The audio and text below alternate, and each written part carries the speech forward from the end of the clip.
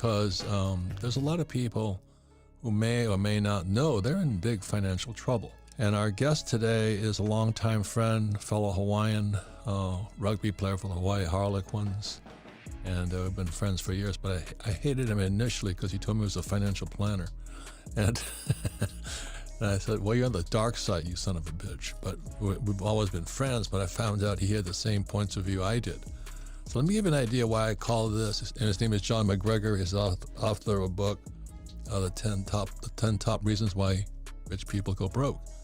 And my concern is today, there's a lot of people, maybe they're not rich, but they're going to go broke.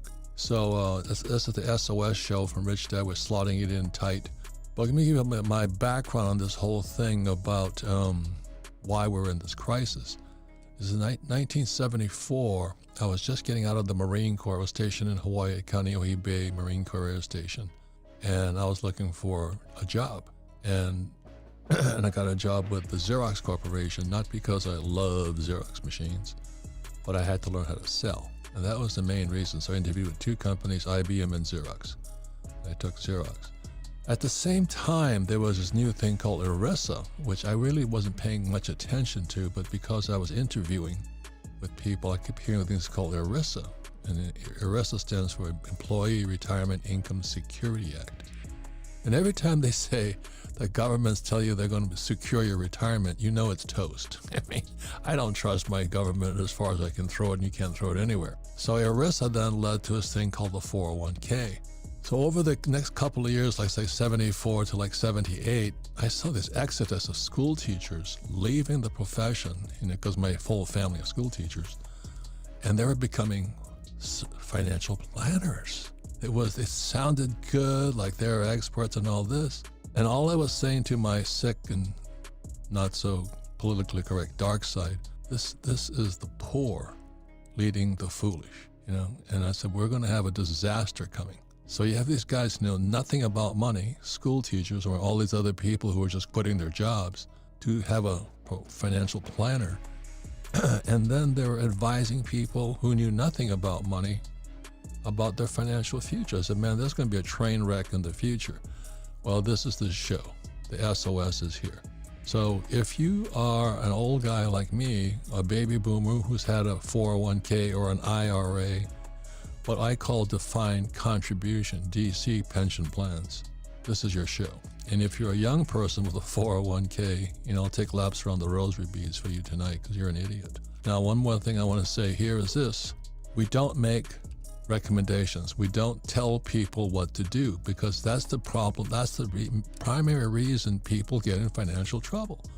They want to be told what to do. And naturally, they'll tell them the same old garbage, the Susie Orman rhetoric. Cut up your credit cards, live below your means, invest in a well-diversified portfolio of stocks, bonds, mutual funds, and ETFs. Bullshit. I would never do that. But I don't have to do that. You see, you might have to do that. There's a difference. So that's why my advice depends upon who you are, or what I do depends upon who you are. Most people, not to be tooting my own horn, but most people can't do what I do. But I practiced for all these years, since I was a kid. So this is what this show is about, because you might be in financial trouble. Your parents or your grandparents might be in severe financial trouble today because that 1974 Act, the ERISA Act, which led to the 401k and these IRAs and Roth IRAs, was specially designed for people who want to be told what to do. Go to school, get a job. Dave Ramsey's a friend of mine, and he says live debt-free. And truthfully, most people should do that, but I would never do that. Debt is money. So I come from the other side of the coin. It's all coins have three sides, heads, tails, and the edge. So on the other side of the coin is Dave Ramsey saying live debt-free, and most people should because they don't know how to handle debt. On the other side of the coin is I went to school to learn how to handle debt, how to raise capital using other people's money. And when you've lost somebody's money, it's pretty frightening. So that's why I don't do this stuff. So again, honestly, the Rich Dad Radio Show does not make recommendations. We don't tell you what to do because that's the problem. You got conditioned to be led by foolish people who tell you what to do with your money. And I meet so many young people, I got a great job. It's got a 401k. I drop to my knees and take laps around the rosary beads. I said, this person's in severe trouble down the road. So with that, as you know, the markets are crashing. Our debt to GDP ratios are now like 125%. It's never been this high.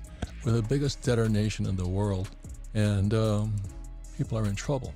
I don't really know what's going to happen, but something has to give. You just cannot keep printing money to solve financial problems.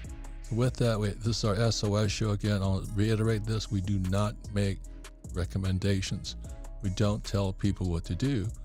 We'll tell you what we do, but we won't tell you what to do.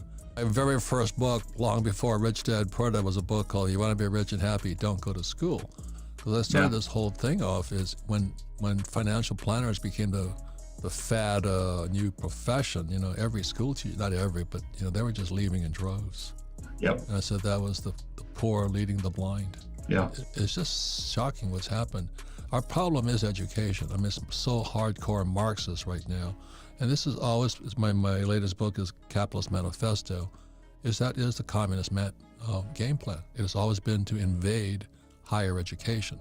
Yeah. So in 1930, the Frankfurt School sent teachers to Columbia University in New York, and that's when the student protests began.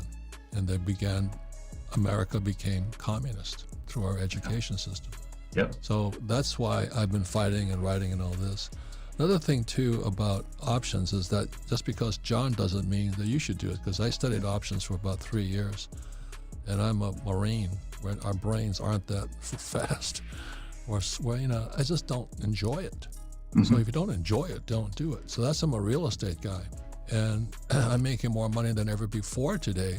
But because I am a proactive investor, I was just saying to John, I just sold 2 properties that we made quite a bit of money on. And I said, where do you put your money? Well, you put it in cash. I bought Wagyu bulls, breeding bulls. And I've always, this is a Japanese breeding bull, which I always wanted to be, but never got there. But anyway, I'm in the food business now, and I'm in the oil business, because oil, and I'm not stock business. I don't trust stocks or bonds. I never have. I don't have any. Well, I do have some, but they're companies I took public. But I am proactive, and most people, like you say, want to be told what to do. So I write about what I do in all my books. There's a difference there. So I just recently I sold 2 pieces of land. I made $400,000, and I'm putting it into Wagyu cattle and cows. And next May they drop more cattle. So it's called cash flow, And it's not that hard to do, but you have to kind of know what you're doing. So my whole strategy, being a Marine and a C student and never been bright in school, I always ask people who are doing what I wanted to do. So my friend who is investing in the bulls, that's what he does. He invests in bulls. And this bull is $500,000. And he breeds, probably several hundred cows a year. And think of all the calves that drop from that.